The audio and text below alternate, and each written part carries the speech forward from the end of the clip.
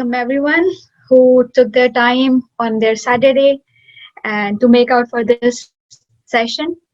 Welcome to all of you. So let me start. So firstly, like, how many of you are here just because their parents told them to join it? You can raise your hands. Okay, we have one. Oh, we have so many hands raised out there. Okay, I see.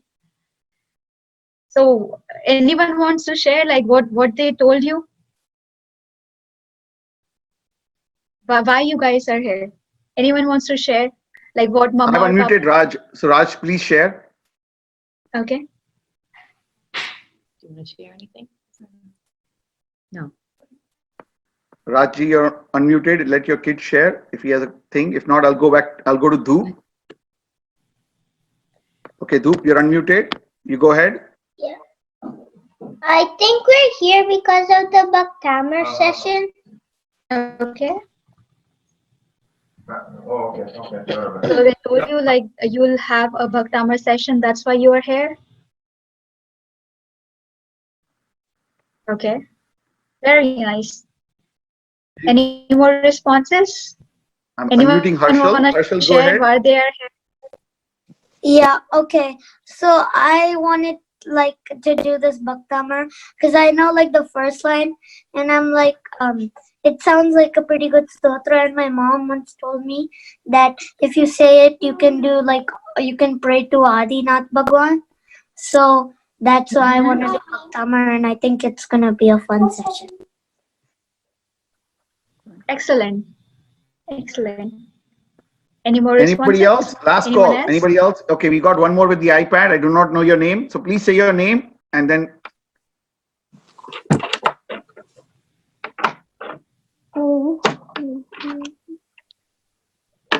Okay, you guys have been unmuted, so you can talk. Okay, they went to mute again. Okay, anybody else? Last chance. Okay, Priyank, you've been unmuted. Hiyasha, sorry, go ahead.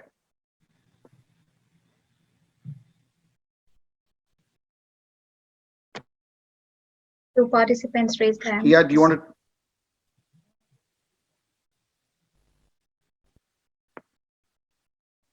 Okay, we have one last hand up. Misha, you've been unmuted. Okay. I know about the different like the different parts of Bhaktamar have different powers, and they apply to your everyday life in different ways. And I want to learn them so I can apply them in my everyday life. And I want to do it because my mom told me that it heals whenever you're in a bad situation, like it heals you or it gives you thoughts if you say it with thoughts. Okay. All right, so we'll start with the session.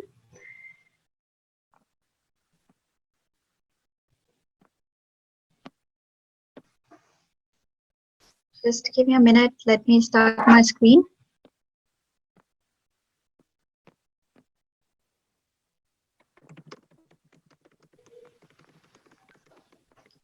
Can everyone see my screen?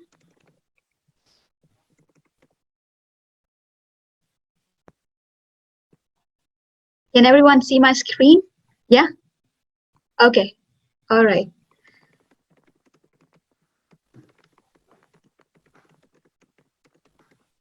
So as we all know, we are here for this Bhaktamar Stotra learning session. My name is Aashi, and consider me as your friend, not as a teacher or something. I am like one like among you people. So if you have any questions, queries, concerns, you can raise your hand in between, or you can type in a chat box and share your question. So for this session, our agenda is we'll start with learning 1 to 2 stotra each day. But today we will firstly cover up, like we'll know what Bhaktamar Stotra is all about and under which circumstances this particular stotra has been written. Because you all know that there is some Bhaktamar Stotra, but what is it, under why it was written? So we need to know that before learning into before going into the shlokas. Our next agenda will be to learn the bhav, meaning of that stotra. If we just pronounce the stotra without knowing its intentions, its bhav, it would be useless, like fruitless. And the third one, we'll focus on the pronunciation of each stotra. Since this stotra is in Sanskrit, I'll try to make it as easy as possible for you all. And the last is, I'll take the help of story for telling and narrating like the purpose of each stotra. Is the agenda clear to everyone? You can push like button if it is clear, and if it is not clear, push dislike. In that way, I'll get an idea. All right, let's proceed further.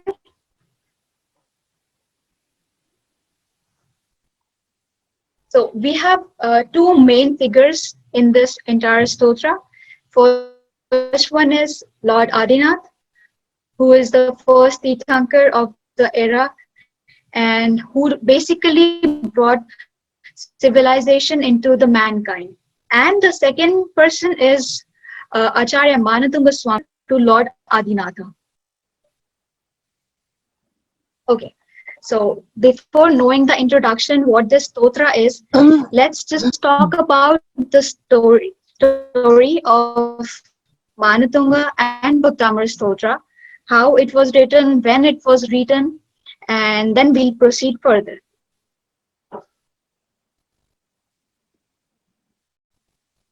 Oh, what is this? A Digambar Muni is imprisoned in a dark big jail. What crime did he commit that he is imprisoned like this in a jail, locked 48 times, and so many chains around him? Why is he tied up like this? Can anyone guess why is he tied up like this?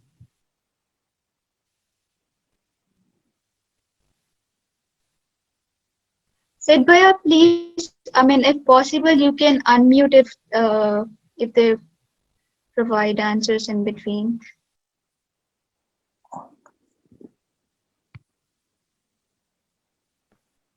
Please raise your hand if you want to answer the question. Can anyone guess, like, why is he given such a harsh punishment? Why is he tied up around all his around body over chains? Two participants raised hands, I can see. I'm unmuting Shweta Gandhi. Okay. Please go ahead. And after that, Mahavir. Shweta, you're online. Can you talk?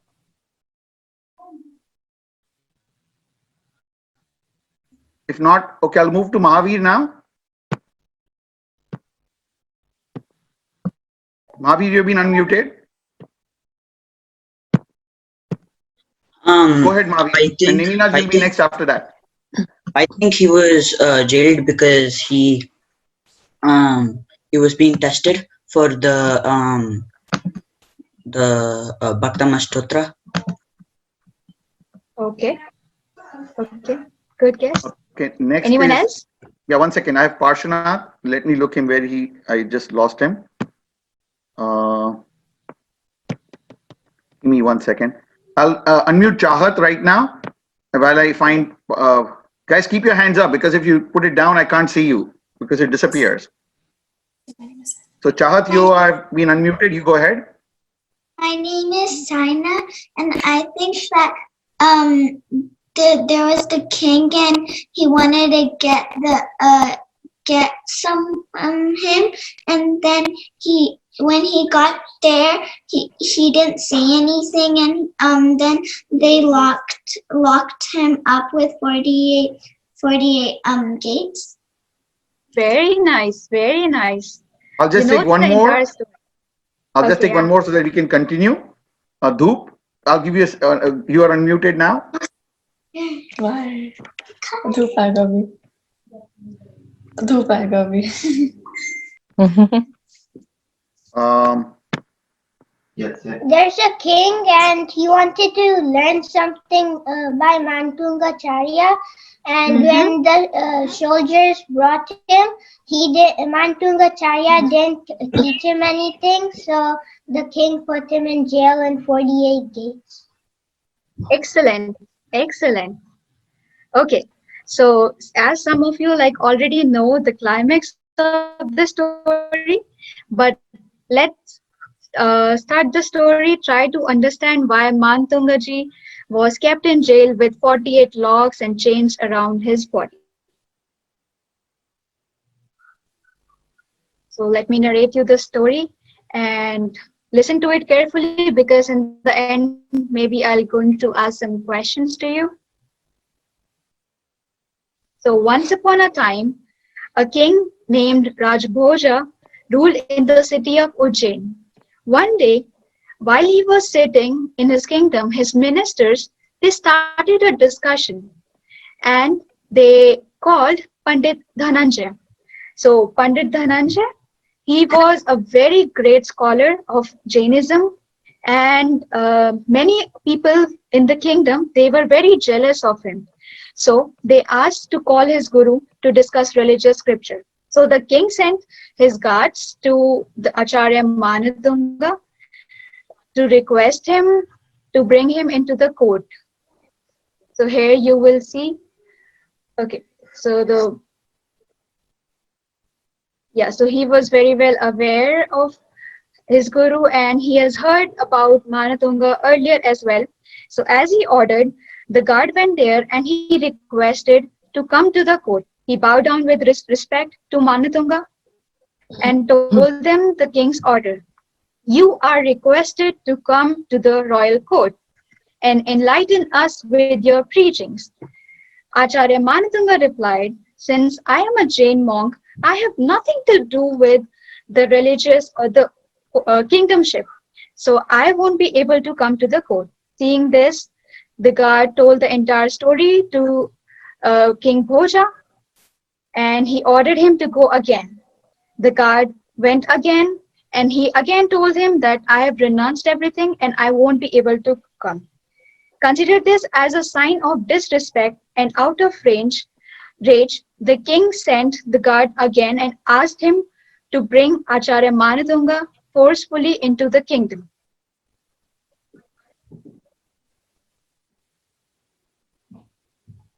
So the guard went there,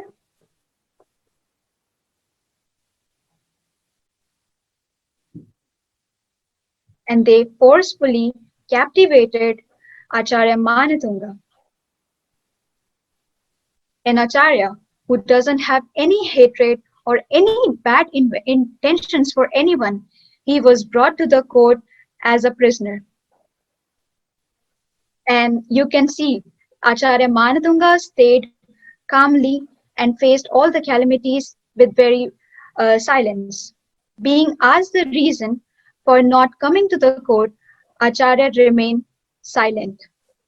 This infuriated king even more, and in a fit of rage, he ordered his guards to chain Manatunga's body with heavy iron, handcuff his hands, and you can see the friction due to the chains caused blood oozing out from the body of Acharya Manatunga. But Acharya Manatunga still remained very calm and peaceful.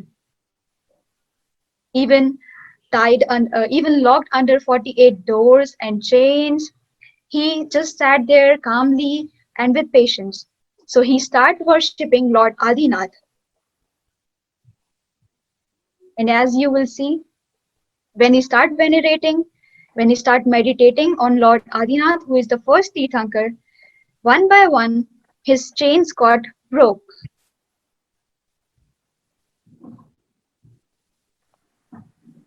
He was so engrossed and deep into the devotion of his Lord Adinath that he didn't realize when all his chains disappeared. And along with that, all his locks got broken and he came out of the prison. Seeing this, the guards were very shocked. They went to the king and they narrated the entire story. Then the king realized his mistake. And he realized that he was a Jain Acharya and they have nothing to do with, and what he did was completely wrong. So what should be his ideal action next? He went to the Acharya Manatunga and asked for forgiveness and accepted Jain Dharma over there. And then Acharya Manatunga told them, conveyed them that he has written Bhaktamar Stotra, and he basically recited them just to give them a lesson and their preaching.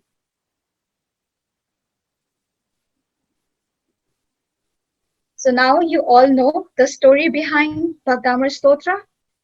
I hope it is clear to everyone. Any questions so far? I'll assume it as no.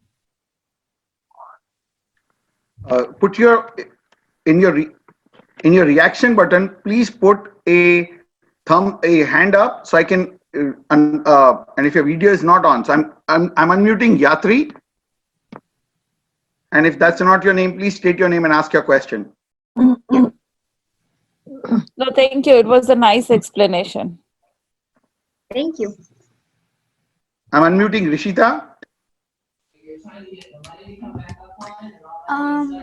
It was very informational, and yeah, it was really good. I'm unmuting Neminath. I need to just find him. Give me 1 second.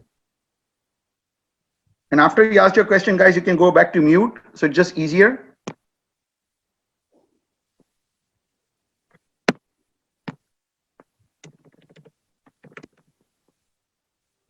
I've unmuted Neminath. Go ahead, ask your question. In my dad told me a different story about Bhaktamar, where they wanted to show power in other religions. They have so much power, and they asked how could anyone do this in Jainism? And then they locked Acharya in many chains, and then he got released. Is that the story? I'm sorry, I missed your last sentence. Your voice is not very clearly audible to me. Can you come again? So my dad told me a different story where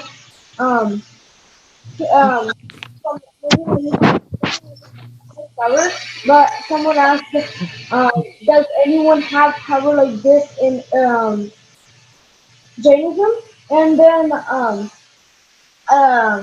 Acharya said he did, and then he got locked in many and is it from Bhaktamar Stotra?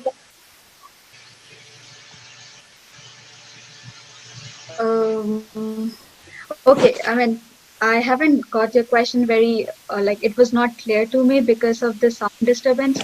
But what I got is that, okay, so your dad told you a different story. So here is the case. Since the stotra was written in the medieval times, so from that medieval times, like it was written around 6th century, and then we have assumption till 13th century CE. So the stories have been changed a lot of times. Like different peoples have narrated different stories. But the recent version of the story, which was there in the 16th century CE, which is like very close to the time era that we are living in. So this is the like version that we have.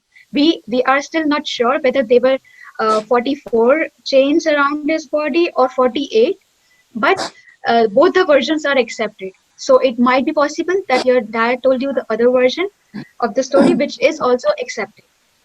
Did I answer your question? I'm going to unmute Keisha and Namra Jain. So my question was,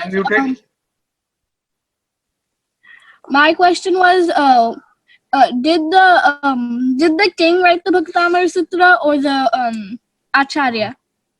Acharya wrote the Bhaktamar Stotra. Even I have a question. Yeah, go ahead. How did the king make those chains that have blood that could make somebody get blood? Okay, so the chains were made of iron, and because of the rubbing of those chains around the body, Acharya Mantunga had blood all over his body. So it was because of the rubbing. Like, you know, if you will hit something against your body very hard, so you'll get the blood because our skin is very soft. Yeah. I think we should move forward. Sure. Okay, so now we will understand what Bhaktamar Stotra is and why are we here and what are its purpose. So as I told, Bhaktamar Stotra, it's a hymn of praise and devotion. As you just saw in the story, that Acharya Manatunga was completely lean in devotion towards Lord Adinatha. So in his praise, what he was doing, he was just praising the Tirthankar, praising the God, his qualities, his virtues, while composing this stotra. So this particular stotra is a hymn of praise and devotion to our first Tirthankara, Lord Adinath or Rishabdev. You can call it by both the name. Then, as I said, it was composed by Acharya Manatunga in 6th century CE, and I've used the bracket 13th century CE. Reason being, there have been different stories that were being narrated, and each story has a different time zone. So some were written in some says like it was written in 6th century CE because Manatunga belonged to that time. Some says it was written in 7th century, and some says like it was written around 12th century. So depending on those scholars, I have considered it as like a full. Next, it is widely accepted by both the sects of Jainism. As we all know, we have two sects, Digambara and Shwetambar. So the only difference here is, according to Digambara sect, there are total 48 verses, and whereas according to Shwetambar sect, there are total 44 verses. So there is no other difference except apart from these verses, which were like I can say eliminated later or added later on. And this stotra, why it is so popular among everyone? Because it has been used it can be used in different facets of life. You can use for any of your physical problem, you can use for any mental issues, any emotional issues, spiritual problem, or even you can suggest it to the person who is suffering from any financial problem.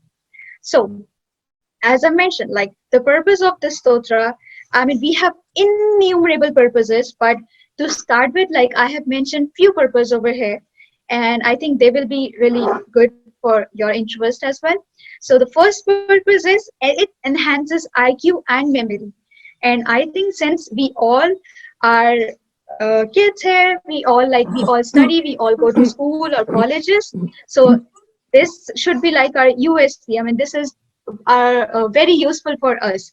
If we get some mantra which can improve our memory or our IQ, so of course like it will be a milestone for us. Another purpose is it helps to improve financial stability, and then it protects from evil eyes, it improves eyesight, it treats incurable diseases, and there are so many several other purposes that we're gonna to cover as we move along with every shloka day by day. So here is the first shloka. Just to, I think the picture is not clear. I'll direct you to a site over here. So I'll share this link with you for your reference, and so that like you can recapitulate what has been told. And yeah, this is a Bhaktamar card. So over this we have shloka written over here, and as you can see, like the picture and then meaning, mantra, and riddhi. It will be useful for your homework, but here I'll move on to the next.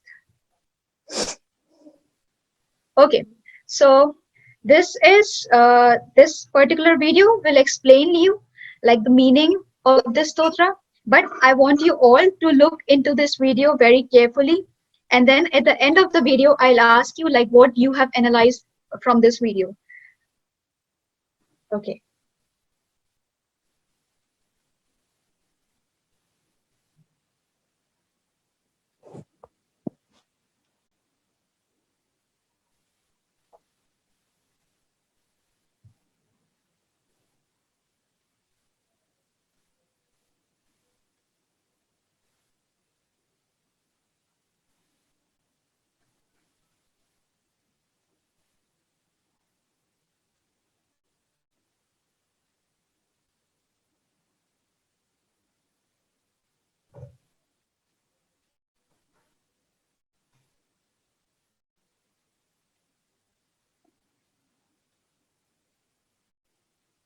All right. So, questions. So, what do you see They in the video? they are asking to restart because there's no volume. They couldn't hear.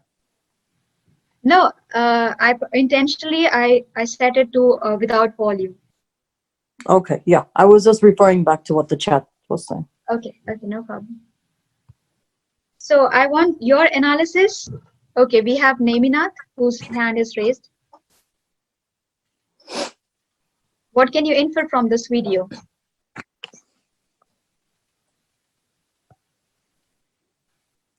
He's unmuted. Okay.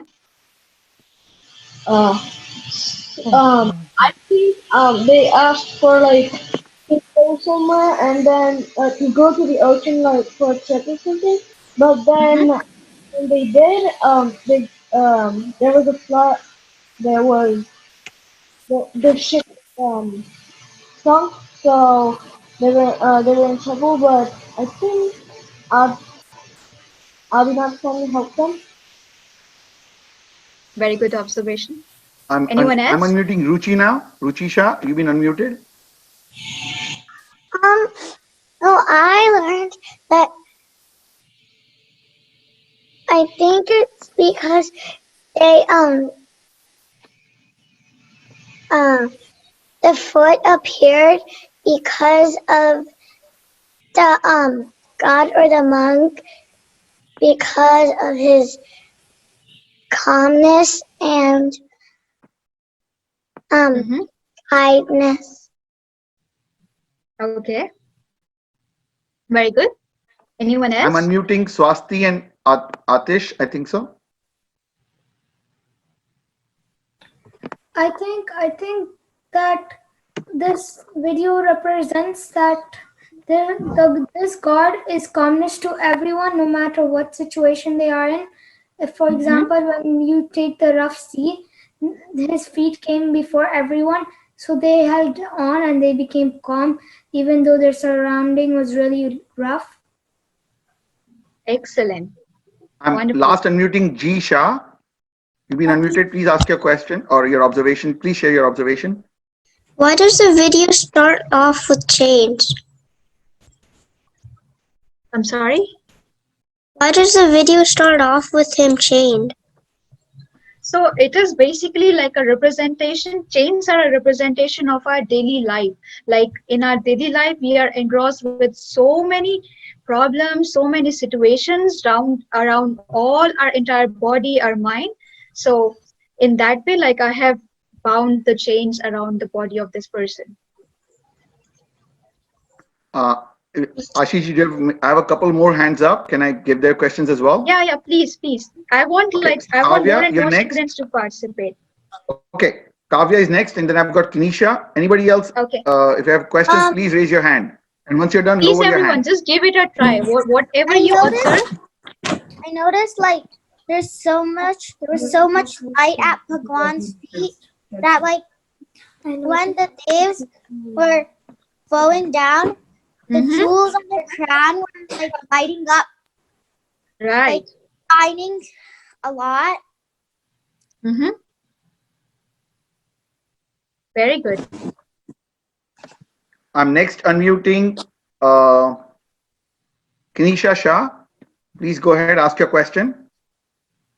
I don't have a question. I have an analyzation that in the first part it shows that he is chained, and that means that's a symbol of like when you say the Bhaktamar Sutra, it will help us go through any type of problems in our life. Very nice. Very nice. So do you chant it? What? Do you chant it? Have you tried on yourself? No, I have never tried it, but No from this problem. video I have learned that. Okay. Very good. Excellent. Any other person who wants to give it a try? Last one, Sanjana Javeri. I'm unmuting Sanjana Javeri. We had an analyzation of what happened. We think that he was praying that for like that he would like get to the Acharya Shi, like for Mhm. help. Yeah, because they were like in the way. Yeah, they were suffering, so he prayed to Acharya Shi with this. Very good. So I've I got a few am more people that have raised hands, so just bear with me. I want to get them as well. okay. No problem. Yeah. I'm not on. I'm not. Swasti and Atisha, you are here. Please unmute. Go ahead. Dhoop, you'll be next. Be patient. One by one, I'll get everyone.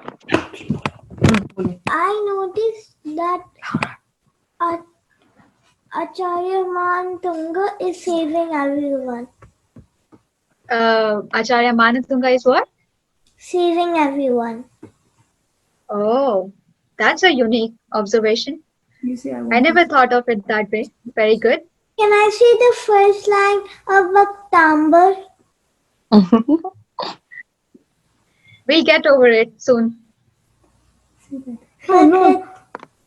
Yeah. Bhaktamara Pranata Muli Madi Prabhana Madhyutakam Dalita Papatamo Vitanam Samyak Pranam Jinapada Yugam Yugada Valambalam Bhavajale Patachandra Jananam. Beautiful. Beautiful. So now you have eased my task. So I'm going to go to Dhoop next. Dhoop, you've been unmuted.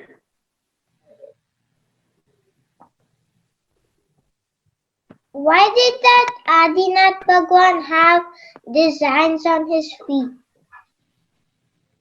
So those designs, as again, like designs represents the different chores, the different tasks, and different obstacles we have. So it's like a symbolic representation of our actual life. So yeah. Okay. I have JS. I'm going to unmute you next. You had a hand up.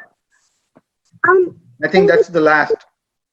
Okay. In the lake, why were they holding these feet with the designs on it? Can you repeat again? I'm sorry. The people in the lake, why were they holding like these feet with designs on them? Yeah, I just answered that question. So, like those feet that I have shown in the video, they are not like the actual feet, but in a way they represent our daily life. So, whatever the obstacles, hurdles that we have, so each and every what exactly feet means, like they are the first contact center of our body which touches the ground, right? So, feet has like the utmost power, and when we like touch our feet with the ground, so we get connected to like lot of things in our surrounding, in our environment. So through those designs, what I have done is I have represented like whatever we come across in our daily life, whatever situations, whatever circumstances we come across in our daily routine. I've got a few more hands up. Should we go ahead with them now, or you want to? Let's take them little later. Okay. Okay. So most of you, I'll say actually like everyone has got very, very good observation skills, and we almost like figured out what the exact meaning of the stotra. So what the stotra says is when the devas, or you can say the Indras, they bow down in reverence at the feet of the victorious one. Now, who is the victorious one here? Lord Adinath. So when they bow down in his feet, the gems in the crown of their heads, they radiate brightness which pales in comparison to the dazzle of the lotus feet. So his feet is represented here as compared with the lotus. When the mankind is drowned in the ocean of the worldly attachments, as I said, we have so many things, like you also are attached to so many things, like your parents, your toys, your friends, your pets. So we all are engrossed in this attachment life. So, and that's why we are surrounded by the darkness of sins. like the bad deeds and ignorance. We do not know. By ignoring lot of things, we are adding one karma to our soul. So through the chanting of this stotra, by mere what it is represented here is by mere touch of his feet, of Adinath's feet, the beings are absolved from their sins. They get rid of all their sins. The person who submits himself at his feet, he can cross all the barriers of rebirth, the circle that you see. So as you all know that we are born again and again in a human life. So you can cross all the barriers of that human life, and then you can get liberated like the Jinnah. You can attain moksha like the Jinnah. So we should chant this mantra daily, and this mantra basically conveys the reverential salutations to our first Tirthankar, Lord Adinath. So now we will move on to the pronunciation. Okay. I would like to, if parents can take a note, or if we can unmute the call. So wait, we have. So I'll start with one by one with every word, and you can repeat after me. And after that, like in a group of 10, we will try to pronounce this stotra. So you go first, then we'll take 10 at a time. Each time we'll unmute 10 and they'll repeat after you. So every kid will get a chance. We'll do it in a row of 10 by 10. Is that okay, everyone? Good. Yeah, or we can take area wise if possible, like, from.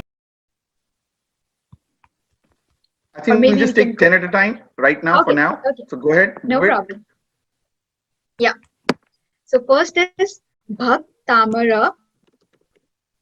I want your lips, like you should pronounce it with me. Bhaktamara.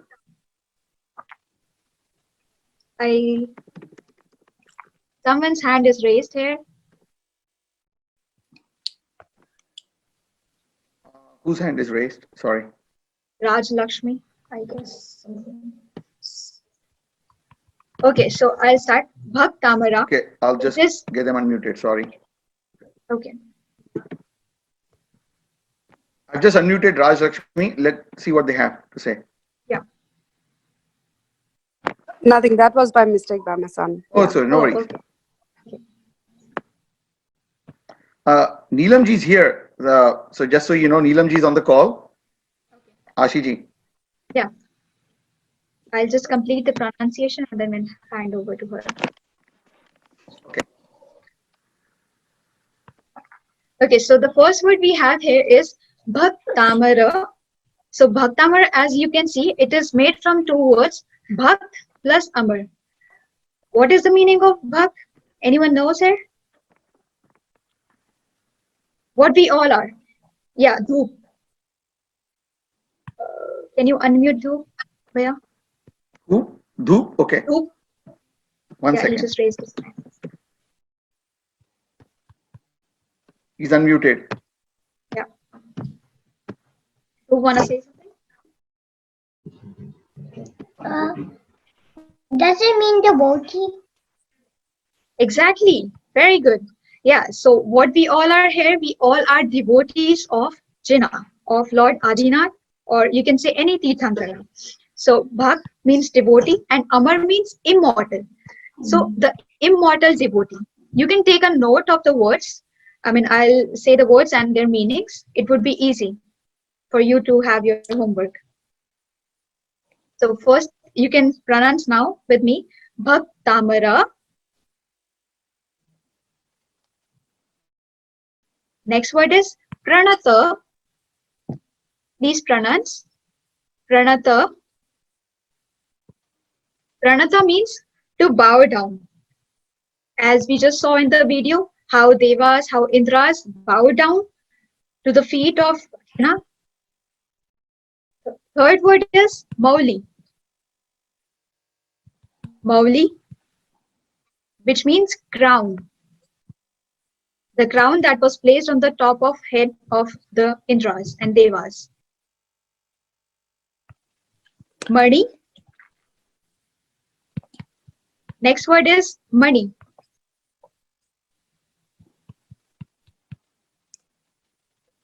Mani means jewels, the shining jewels that we have. Next word is Prabhana. Prabhana means splendor, the brightness, the shine of those jewels.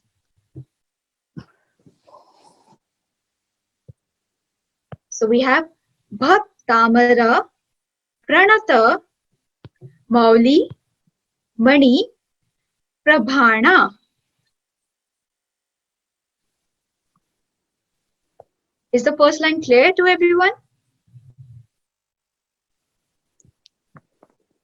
You can just press like button, raise your hands up or thumb.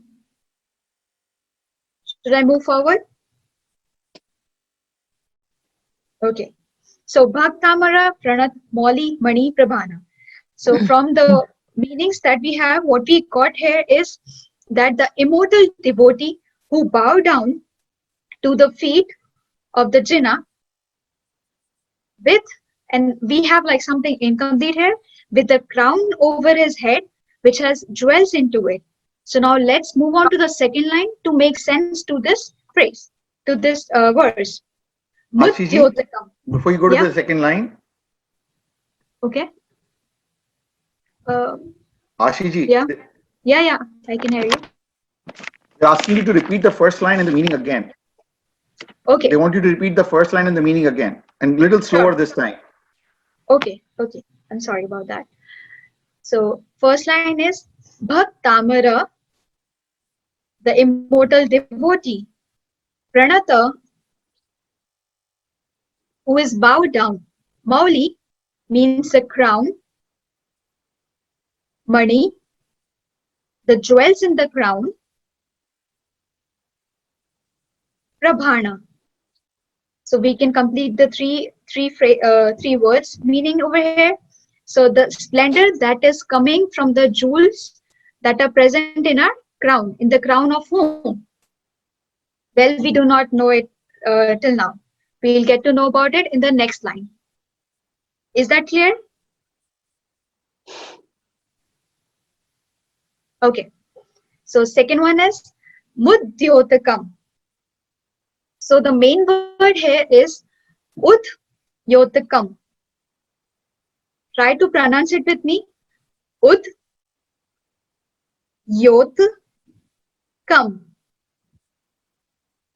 Yeah, go one by one. Udyotakam. So why I have, if anyone has a question, why I haven't added ma over here? Because ma, as you can see, ma was part of Prabhana here, and like it is a genitive case. That's why with the ma was added. So we have the word Udyotakam left, which means the illuminated ones, the lightened ones. Is that clear? Okay, I'll move next. Dalita. Dalita, which means the destroyed ones, or like the destroying ones, which are not like lighted ones. The one in the dark side. Dalita. Papa. Pap, as you all know, means bad deeds or evil actions.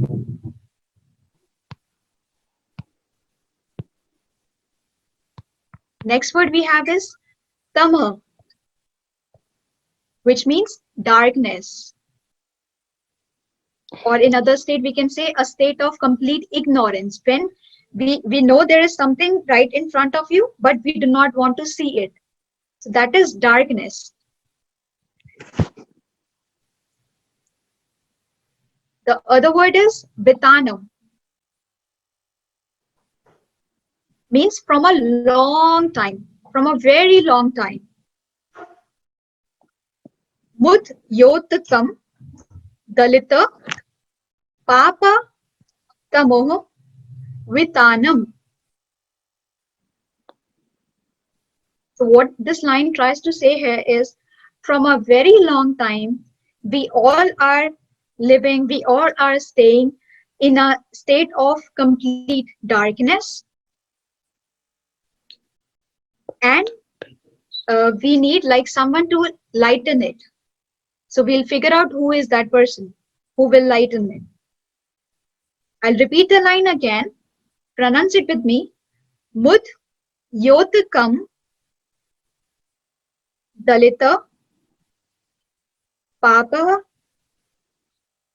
tamo vitanam.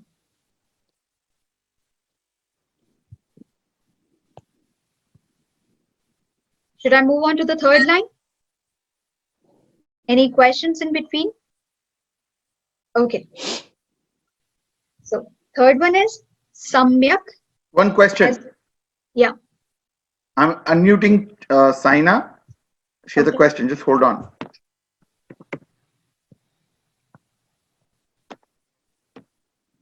You've been unmuted. Please ask your question. Okay, so when we say the Bhaktamar Stotra, so for the first line, instead of saying, so you said Prabhanam and then Udyotakam, the way we say it is Prabhanam, Prabhana and then Mudyotakam. So is there a different, like, does it matter if we say Prabhana or Prabhanam?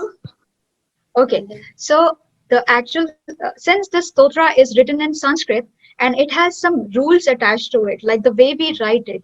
So Prabhana is the original word, and when we add more to it, I don't know if you have heard of like Sandhi, but then there are cases into it. So we have genitive case into it after, I mean, so just like we have Devam, so same as Prabhanam.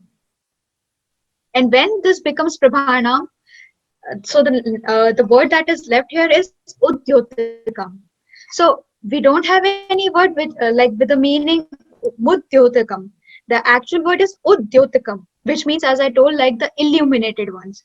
So sometimes, like when we write, as you can see, like down there in the third place, so it is Prabhana. I mean, just Prabhana. Like we all pronounce it in the same way. Right. But since we are doing it like, just for our understanding, so let's gain the right knowledge. And like, since I'm a Sanskrit student, so yeah, my professor taught me all these things. So I am just trying to convey it to you all. Yeah, of course. That was just a little confusion that I had. Yeah, so Prabhana is, is the pronunciation that we use here. But when we write it, so the actual word, as I told, like it is Prabhana, but it move on to the next pada, like to the next word, and then we pronounce it with like combinedly, Mudyotika, instead of just Udyotika. Yeah. Is it Udyotakam or Mudyotakam? Okay, it's Udyotakam. Okay, thank you. You're welcome. Should I move forward? Okay. So the third line we have is Samyak. As you all know, we have Samyak Darshan, Samyak Gyan, Samyak Charitra. Samyak means right. Pranamya. Samyak Pranamya. Pranamya is derived from the word Pranam. Pranam means like when we bow down or we do Namaskara. So it is the same. Samyak Pranamya. Jina. So Jinapada is made from two words, which we have Jin plus Pada. Jin means Jina, like the Tirthankara Lord, and Pada means feet, the feet of Tirthankara. The other word which is attached to it is Yugam. Yugam is derived from the word Yug, which means era. So it results to Jinapada Yugam Yugada. Again, Yugada is also derived from the word Yug, which means the era. So what we are trying to say here is like, from the starting we analyze that Bhaktamara Pranata Mauli Mani Prabhana, the immortal devotee who bow down into the feet of the Jina. As we move on to the third line, we get the meaning, we get the inference.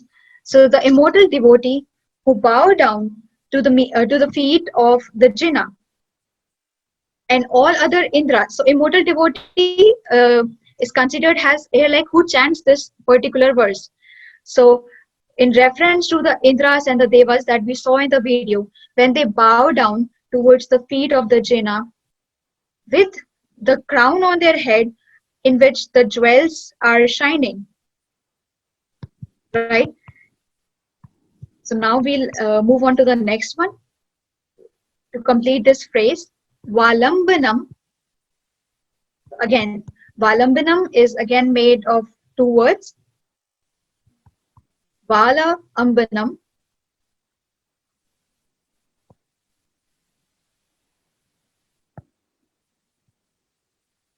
Bhavajale Patatam Jananam. So Bhav, again, Bhav means like this loka, this life. Jale Patatam Jananam. So Patatam is like, I mean, he just get away, he get liberated from the life of human realm.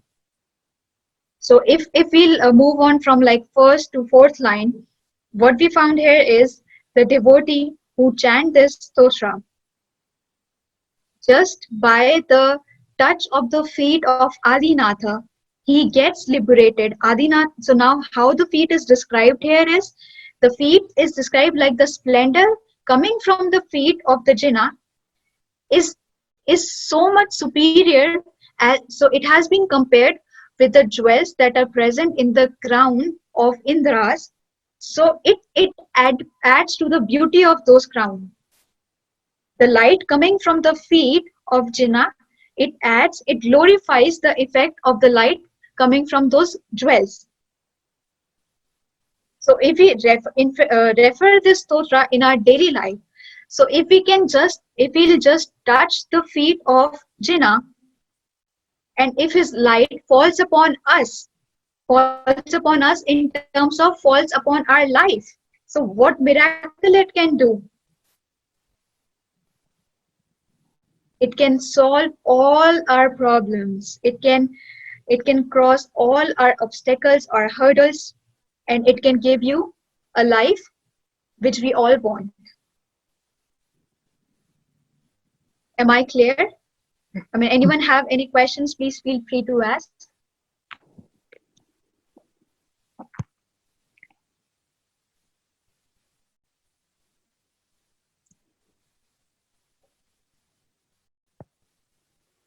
So now everyone will repeat with me.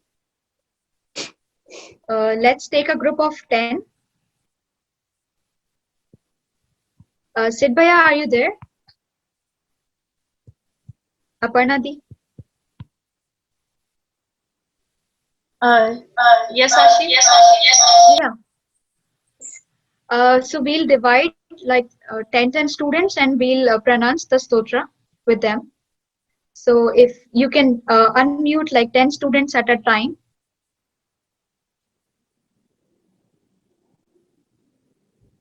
Sidbhaya, are you doing it or am I doing it?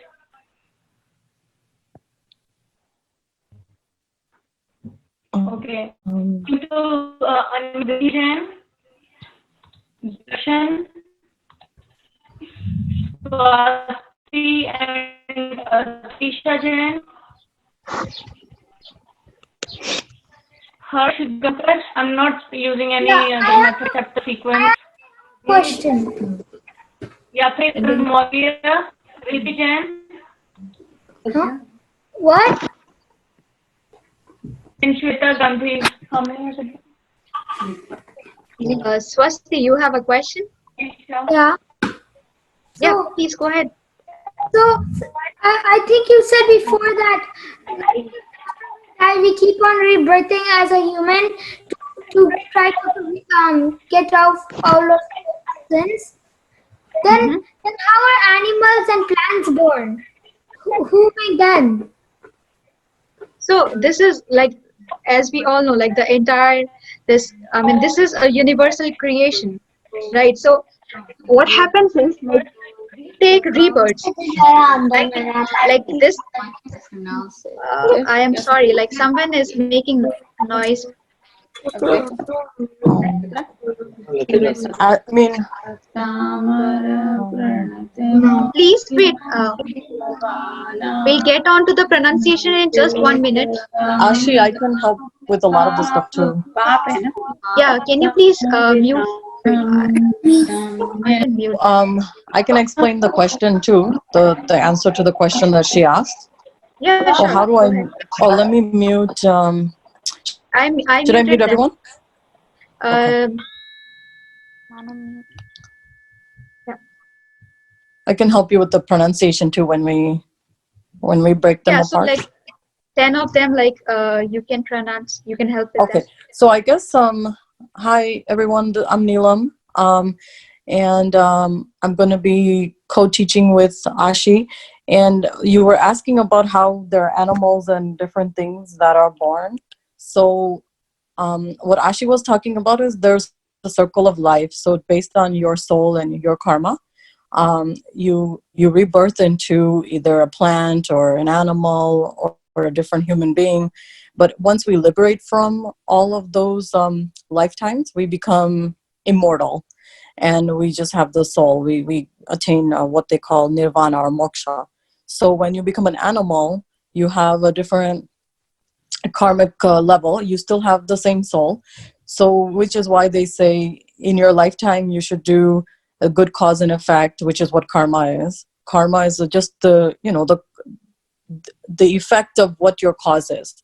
So when you do the good cause and effect, you get different results. So if you're a human being, you're doing a lot of bad things, maybe in the next lifetime you can be born as an animal or have a little more suffering.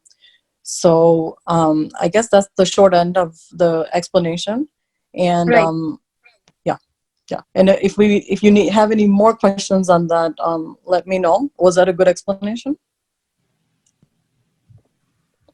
Yeah, so that's why we say like we should all do good deeds, good karmas in our life, so that next life could also be improved.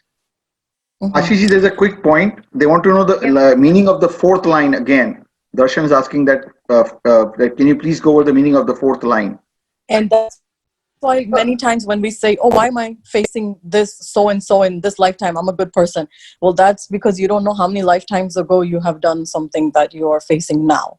So our soul is always, alive and immortal. Our body is impermanent. Everything else is transient. Our mind, our thoughts, everything is intransient. That's why they say we are not our body, we are not our mind, we are not our thoughts, we are just the soul. Okay, go ahead, Aashi.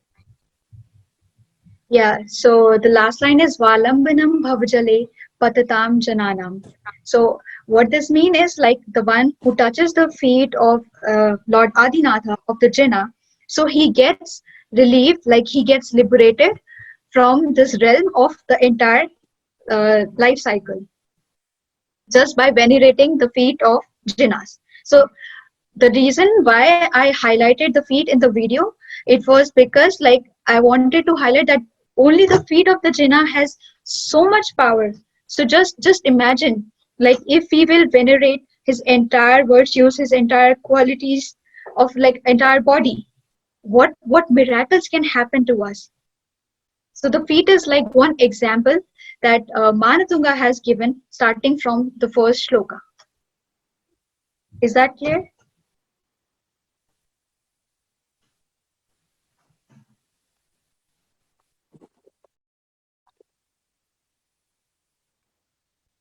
Shall we move ahead to the pronunciation? Yes. Yeah, they're saying it's clear. Yes. Okay. Sidbaya, can you unmute 10 participants? Actually, I'm going to speak over this. I don't think it's a good idea to mute multiple kids. Because the voice isn't gonna. Okay. The voice isn't gonna come up proper. What we could. Okay, so what I will do here is like I will chant and you pronounce it according to your like voice. And then so I think Aashi, there is a video. I mean, they have the audio version, and then we can send that in in the group, because we can Yeah, both pronounce it, like you and me, and then yeah, exactly. Like, and they I mean, can the make it. audio and everything, we'll send it as their homework material. So, yeah, just to Okay, give yeah. it better clarity. There's a hands up. Let's just do one question and then we can go to the pronunciation. Pragya Jain, I'm Okay. unmuting you. Your hand is up. Go ask your No. question. No, I thought like for the 10 people. I didn't Oh, have. okay. So we have changed the plan now. So what I'll first go like word by word, and then we just like to give you a clarity, and then we both will sing it. Like in what manner you should sing the Bhaktamar Stotra or the first Stotra. Because if you will just read it like Bhaktamara Pranata Mauli Mani Prabhana, you yourself will not feel anything inside your body. So you have to feel that effect, like you have to feel those vibrations in your body in order to bring some effect into like healing effect into your life, right? So just to make sure like you are clear with the words, just revise with me. Bhaktamara Pranata Mauli Mani Prabhana. I'll repeat again. Bhaktamara Pranata Mauli Mani Prabhana. Mudyotakam Dalita Papa Tamo Vitanam. Samyak Pranamya Jina Pada Yugam Yugada. Valambanam Bhavajale Patatam Jananam. All words are clear to everyone? I know Sanskrit is a little bit difficult, but we can make it like easy. So let's chant it in a right way. Mm-hmm. You can join your hands and close it. Okay, you should have your eyes open just to have a look and to see like you're pronouncing it right. Do you want me to chant it, or? I mean, yeah, we both can chant. Okay. So we'll start. Okay. Bhaktamara Bhaktamara Pranata Mauli Mani Prabhana Mudyotatam Mudyotakan Dalit Dalita Papatamo Papatamo Vitanam Vitanam Samyak Samyak Pranam Pranam Jin Pada Yugam Pada Yugam Yugada Yugada Valambanam Lambanam Bhavajale Bhavajale Patatam Patatam. Jananam. I'll send you the audio. Teachers, there's a lag. So I think, can you alternate the lines and do this again? You say the first Okay. line, then the teacher says the second line. Sure. So there's a lag. Okay, or Everybody will be easy. Okay. Or maybe we can both say it. You say it one time, Aashi, the whole thing, and I say it one time, the whole thing. Yeah, I like that idea. Yeah. One whole thing. Because Okay. repetition is good. Yeah. Yeah. Okay. So everyone, sing it with me. Bhaktamara Pranata Mauli Mani Prabhana Mudyotakan Dalit Papatamo Vitanam Samyak Pranamya Jin Pada Yugam Yugada Valambanam Bhavajale Patatam Jananam. Okay. Now everybody repeat with me. Bhaktamara Pranata Mauli Mani Prabhana Mudyotakam Dalita Papatamo Vitanam Samyak Pranamya Jinapada Yugam Yugada Valambanam bhavajale patatam jananam.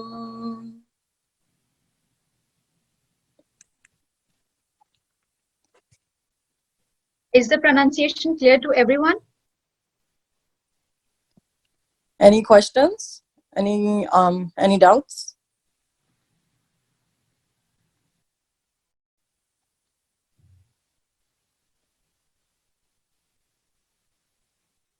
The more vibration you will create, the more your chakras and everything will start opening up, and the more effects of vibration therapy you'll see along with the mantra chanting and the mind work. So that's where the bhav comes in. Okay, so moving on further, we just chanted this stotra, but many of you who are not aware with this verse, with this stotra, so they will be wondering like, why should we chant it? What is even the need to chant it? So to cut short, chanting of this shloka leads to eradication of all troubles and obstacles that are there in your life.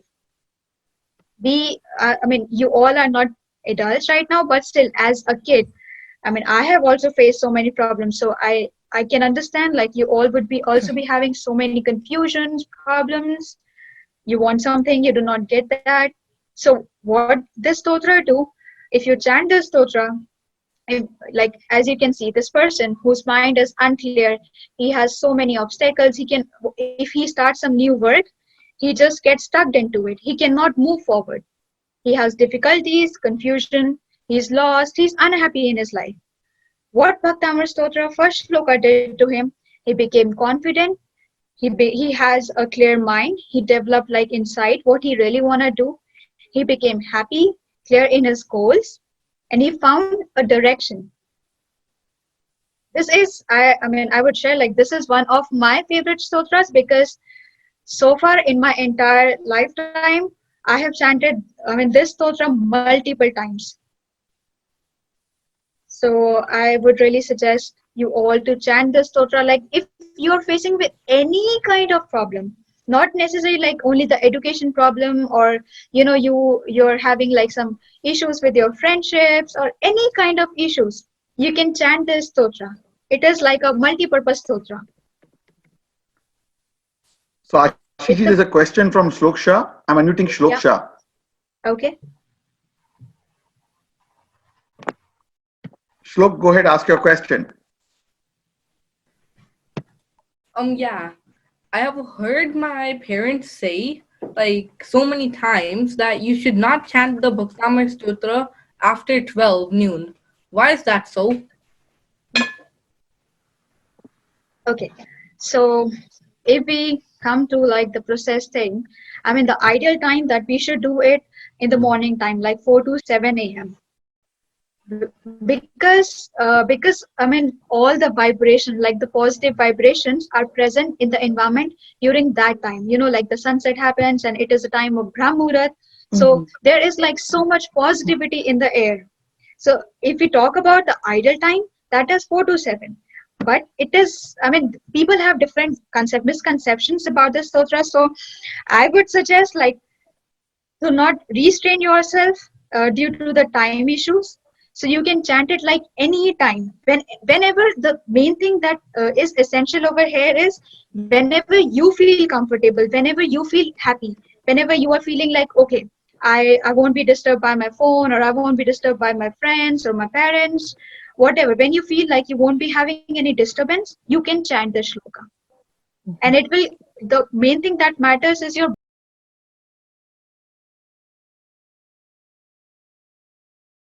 like your intention should be good. Then time and everything, it's just like a reason, or I can say an excuse. I thought this was important to mention. That's why I came in right now, because they're all kids. Make sure not to chant it in the bathroom. Sometimes they feel relaxed and they're sitting on the toilet seat, and they might start chanting. I think it's important to mention. Make sure you're sitting in a nice and clean place. Only then you chant, not while sitting in the bathroom. Right. This is a very good point Aparna ji has added. So make sure like your environment is clean And it might be possible that you're relaxed in a bathroom and you just start chanting. So all these things matter, but what we have to focus here is like the entire purpose of learning this stotra as a kid here.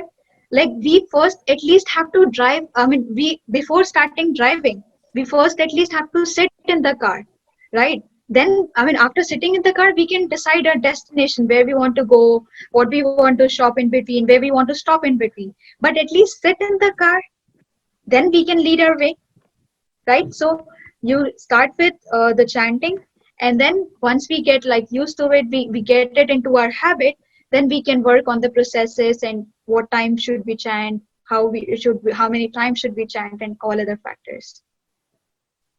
Did I answer your question? Shlok, we move to close it. So I would just like, we should have a homework, like whatever you just learned, so you should be able to recapitulate it. I'll tell you your homework. It won't be like a teacher kind of homework, just so that like you do not forget what you just learned. So I'll email you all the meditation symbol of Lord Adinath. I'll send the mail. This is like the actual symbol, but you might not be able to draw it from here. So I'll give you a clear picture about it. So you all have to draw it, and you can like send your sheets, or we can just like have a session over here, like a 5 minutes to see if everyone has drawn it well. And then whatever we just practiced here, like chanted here. So since we haven't covered second number shloka, you just have to practice the chanting of first number shloka. And the third thing is write first number shloka 3 times. The notebook that you have maintained, you have to like maintain it for all the sessions, keep it one single notebook. So start writing once you like chant the shloka and you just memorize it, start writing the shloka, and you have to write it 3 times. That's all.